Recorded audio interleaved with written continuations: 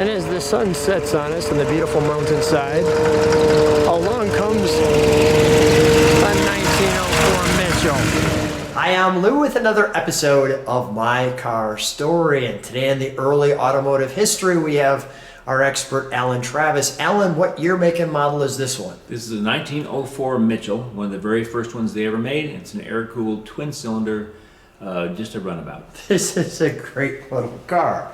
So let's go right to our featured attraction. Alan, stand right over here. Come right next to me. And there we have our great little car. So tell me a little bit about this one. It's a twin-cylinder, air-cooled, 35 mile an hour car. Certainly only 2-passenger.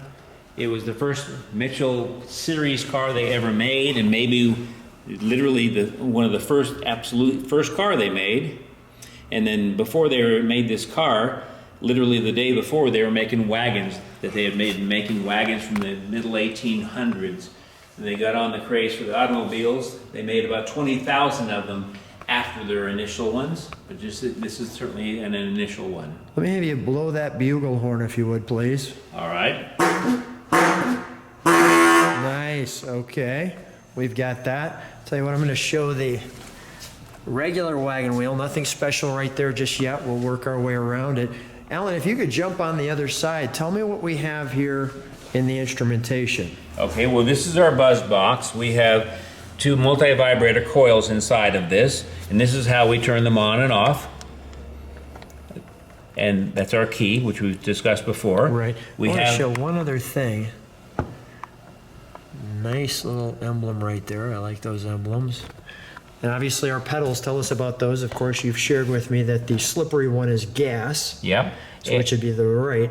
And this was interesting. It does not have an outside brake, emergency brake. This one has only a foot brake. So the foot brake, you simply depress it, and then if you want to keep the brakes on, you push this in also, and it locks the brake in position. So that's your emergency brake. Okay, and let's feature that bell.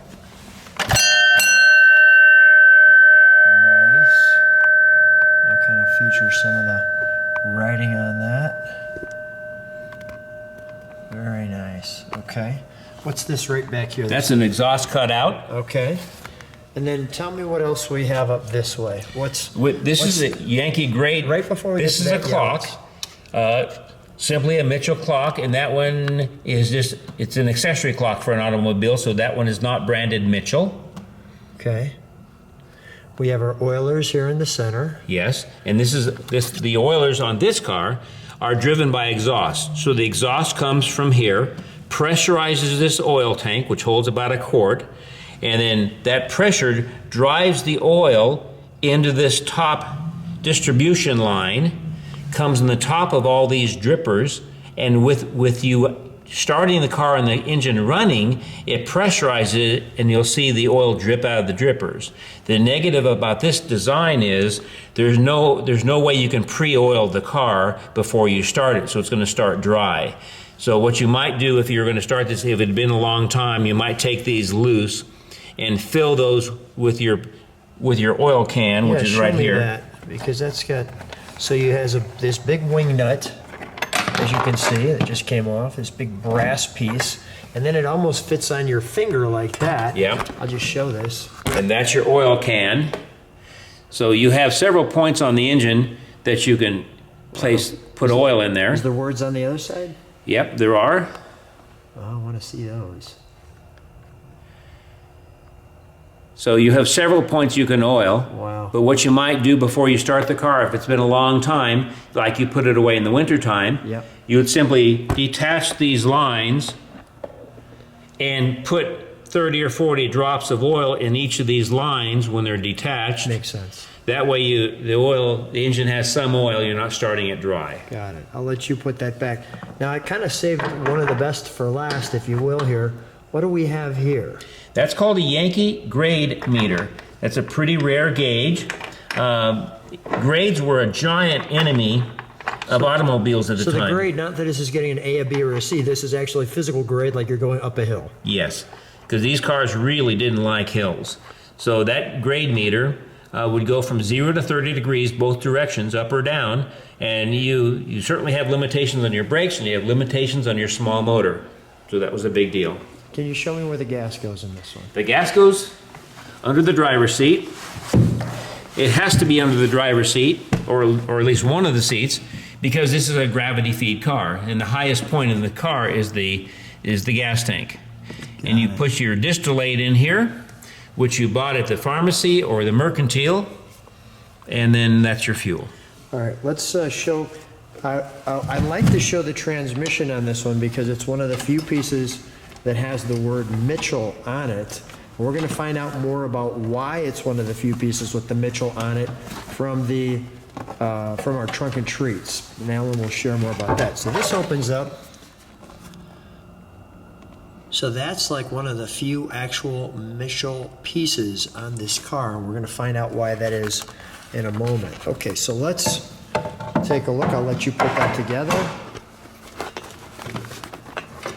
And as you're doing that, I'm just going to show this, which is the speedometer. And we can show that way as well. There. Your odometer, I'll do that. And we'll go to the front of the car. So as we show the front of the car, the neat thing about this one is it has a hood scoop. Yep. One of the first hood scoops. All of these Challengers and Chargers, that's where it first came from. So let's start with and that's a cool piece. We're gonna find out more about that on the Trunk and Treats. And you're made by Mitchell Motor Company there too. And the AA taking care of you at the time. Tell me what this is, Alan. That's an early automobile badge. You know, there's virtually no cars anywhere, but there's certainly, if there's 2 or 3 of them, they make a car club. So that's a really, really early car club badge. Wow. From, the earliest years. Wow. And then we have our lamp. These lamps are kerosene on the front, so the front lights are not very bright. But if you go back here, this is a self-generating carbide lamp. It holds carbide and water, and then it creates its own acetylene gas. And that acetylene gas is ignited in that orifice. And then after about 5 minutes of it being lit, it's a very bright light. Wow. Wow, okay. Let's pop our hood, shall we? So the hood latch is there. Just like your modern day Ford Mustang, your prop rod. So let's start with this big doohickey here. Okay, that's a Roots blower. The same Roots company that made the superchargers in the 50s. They made speedometers and they made all kinds of auto accessories.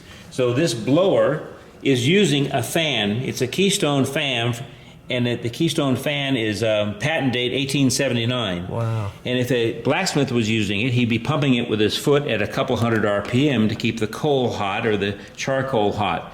But this fan is being driven by a fan belt on the flywheel, so it spins about 20,000 RPM. Wow. Did you say 20,000 RPM? 20,000 RPM. That's crazy. And it's cool, and the air that is pushing is used to cool the engine.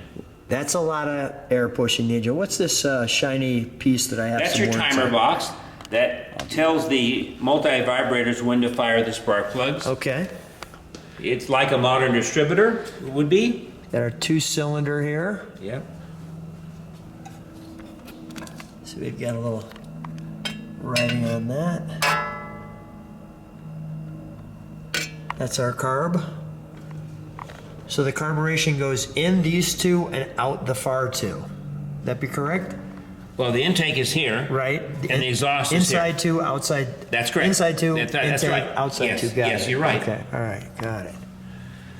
All right, that's pretty cool. Okay, we'll close that. I like how it has a little gasket-like thing too for sound deadening. You put your little hood pins in. Not very complex, very nice though. All right, and then we'll work our way around here. Your Mitchell as well that you have there right in the front, dead on. On this side, not as sexy as the other side with all the pieces. That's your brake, or that's your transmission? It's a transmission, and the transmission is a progressive. So they're all in the same line like a motorcycle would be. Yep. And they've got the detents to keep it in the gears. I just want to show that. That's your registration. Mm-hmm. And the next thing you're going to see is your timing and your throttle, your hand throttle and your hand timing, both on the steering column, so they're both convenient for you. Just like that. And last but not least, the back end. Okay, this is the trunk. It's actually a trunk. So trunks initially were trunks. And this is all made out of wicker basket. So let me show the trunk company right there. And the trunks were sort of an accessory company, so no brand made their own wicker baskets. So in this case, Gibraltar made theirs. Okay. And in the trunk is your hand crank. And once you've got the engine running, you put the hand crank back inside. Got it. Okay. And then we have another Mitchell badge there. And we have another lamp. And that tail light is kerosene, like the two marker lights. And it's got a bail handle, so you could take it off at night and you could illuminate your route. Take it off there. Yep. And you can illuminate your route. Plus, it's got a little side light too, I noticed. That's pretty cool. So you've got a red light back here, so you're not going to see much with that. But if you take it off, you got a white light here, or clear light, so you have good, you can see. Your side marker light. Got it. The early cars, most all of them were chain drive, so that's your chain, and you do have a differential inside this box here, so it doesn't skate when you turn corners. It actually goes around the corner quite well. And then this one has brakes on both sides, so they're simply band brakes, so when you push the pedal down, you have some braking. And then also, boy, everything's got little details. Hoping that comes through. And then I see we've got these big leaf springs. Tell me why that is. Well, this was a buggy company and a wagon company, so these are really absolutely buckboard wagon springs. Got it. Nothing performance about this suspension at all. And you had the leather license plate at that time. Arizona, for example, wasn't a state in 1904. It didn't happen until 1912, and it was a little bit later before we had plates. So if you were going to register your plate with the state authorities, you'd get a piece of leather and you put telegraph numbers on your leather plate. Let's go take a look at our trunk and treats. This trunk or treat section with the 1904 Mitchell. How do you order a car in 1904? Well, the thing you do is there aren't any auto dealers. There aren't really any roads. There's no delivery vans. So what you do is initially you get your car magazine and you find. Show that. 1905. Okay, go ahead. So this is a 1904 magazine, 1905 magazine. So it gives you all kinds of things to whet your appetite what an automobile is. Wow. So then you find the ads of the company you want to deal with. So in this case, this is a 1904 Mitchell. So that's the 1904 Mitchell ad. It's a whopping 9 horsepower, i.e. the taxable horsepower, which is good for 30 miles an hour. And that was going to be an exciting thing for you to get. So then you fill out, you decide you're going to order that. So then you find a place in town that has the telegraph station.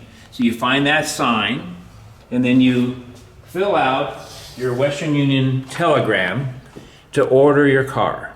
Notice the date, 1903, okay? So you've now filled out your order blank, but you haven't pushed send yet. So then you find in town the mercantile or the hotel that has that sign. Got it. Inside that building, they have the push to send button. Okay, show me how that works. So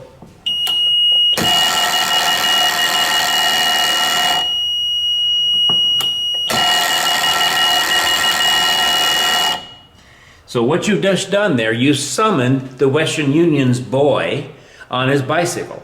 So that's somewhere in town is where the wires are for the telegraph.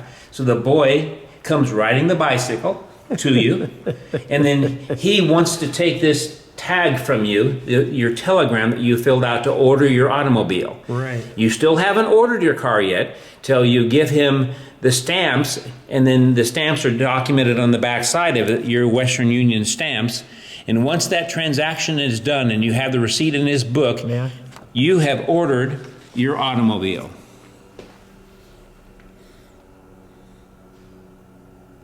Now you're ready to roll. Okay, so then what happens? Okay, so then they'll send you in the mail your owner's your brochure, your actual brochure, instead of your magazine brochure, and then that shows your car, and that's maybe what you're going to order. Now this particular car, we'll be done with the book here.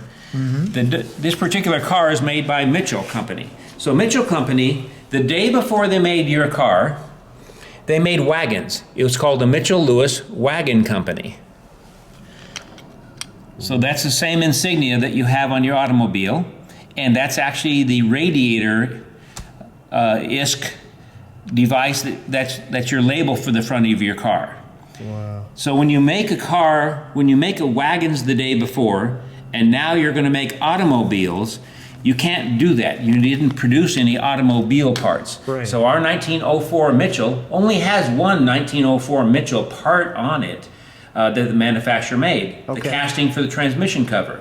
But every part for that car is actually contained in this catalog, which they used this catalog, or a catalog just like this in 1903, and then they ordered all their pieces. So the world has it in history that there was 2,000 or 3,000 manufacturers by 1910 or 15. Well, Show me a few more pages. there's only a few manufacturers, and then they had catalogs. So manufacturers started all of them by buying all our parts. So when we show the car a little bit later, you'll see the same chain driver in, the same brake drums. This is all the. Okay, so then what? So then your car is going to be made, and in 2 or 3 months you're going to get it. Well, show us how it's made. Like, give us this. Okay, this brochure here is a receipt for buying some parts from them. This brochure, or this piece of paper, this stationery. And look at, just hold it right there. Look at how it's metallic like that. And notice this is the actual paper from 1904. Go ahead. I'm sorry. So it's as good as a lithograph, and the details on this, I don't know that you could That's amazing. print on a modern car today. So this is our car, or a car of the same model series. That you ordered. And then this is in the yard after they finish it, or that's maybe a test car. But where this photo was taken was right inside the yard, which is right here. Okay, I can see that. And you So see the there's- tall windows. Yeah, I do actually. And those windows are those windows. That's pretty cool. Okay, then what? So while you're waiting for your car, you get the book of rules that know how to drive your automobile. So you've never driven a car in your whole life before. You've never had a car before. And you've got timing, and you've got throttle, and you've got a steering wheel, you have a transmission, you have all this stuff to think about. So when your car comes, you can show the townspeople where you live that you know how to drive your automobile. So this is what you would have to learn about the operation of it. Wow. So those original books. Lord Montague. Nice. And then the last thing is when they have your car finished, before they deliver it to you, they take a picture of it. And this is our car, and that's the two principals' wives of the Mitchell Lewis Wagon Company, i.e. Mitchell Lewis Automobile Company, and they're sitting in the car, and they're sitting in front of the Mitchell Mansion at number 1 Main Street in Racine, Wisconsin. Wow, I'm just gonna come over there. That's great. And the last thing is, that's a Lamar photo from 1903 that's colorized, like a 1903 postcard would have been colorized, and that even shows the same colors that the car is, which is a really neat thing to have of your car 120 years ago. I would say that is pretty gosh darn cool. Well, now we need to take it for a ride. Yep. There it is for you. You got your crank there, movement here. There's your blower that we talked about. You can hear the exhaust. Right there, you can see the exhaust actually.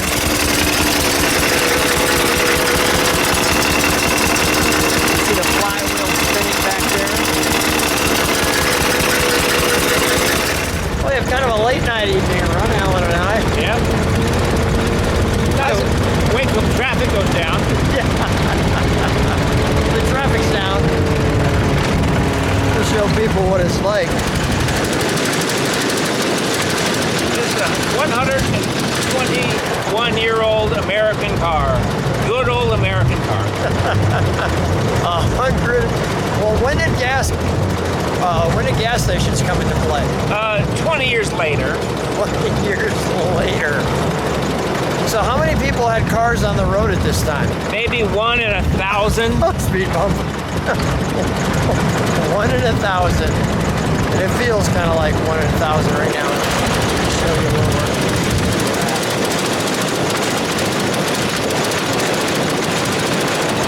That's pretty smooth. Kind of. Faster than a horse. For sure. I like when we're making the lefts, I can kind of readjust here a bit. Yeah. There we go.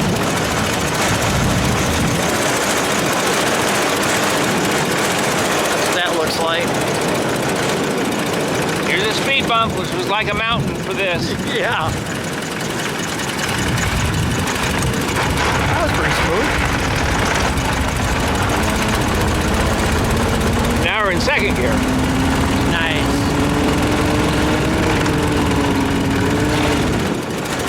What's the top speed on something like this? I've been a hair-raising 35 with it. Oh my God, that would be hair raising. We're gonna try for 40 right now, though. No, we're not. There's 25. That 25 is fine. We want to keep having episodes of My Car Story with Lou, so we're going to keep it right there.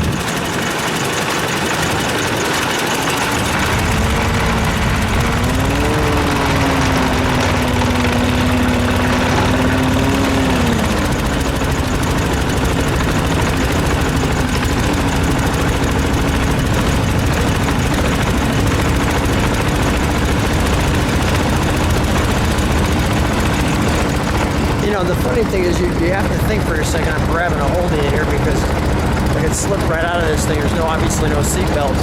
But when you think that only 1 in 1,000 people had this opportunity, you get the chance to actually ride on a road that's this smooth. Never had a road this smooth, ever.